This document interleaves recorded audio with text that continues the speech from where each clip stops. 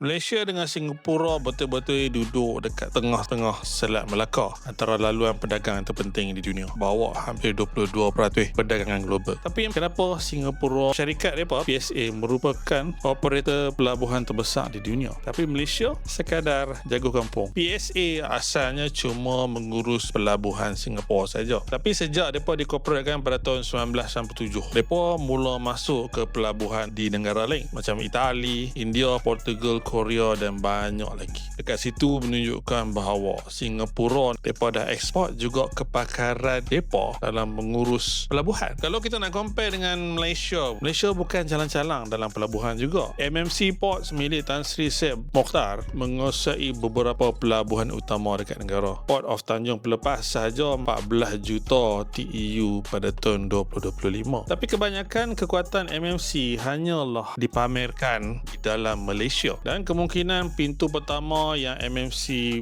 diberi peluang adalah di Bangladesh. Pada 22 Jun 2026, Tan Sri Seb Mokhtar bertemu dengan Perdana Menteri Bangladesh Tariq Rahman dekat Kuala Lumpur. Pertemuan tu sebenarnya dia bagi satu signal yang besar, iaitu MMC tengah cari satu peluang untuk mengeksport kepakaran pelabuhan ke Bangladesh. Bangladesh pula tengah berkembang dan perlukan pelabuhan serta sistem logistik yang lebih cekap. Kalau MMC berjaya, ini boleh mengubah Malaysia daripada negara yang ada pelabuhan bertaraf dunia kepada negara yang memiliki operator pelabuhan bertaraf dunia. Persoalannya, mampukah MMC Port jadi PSA versi Malaysia?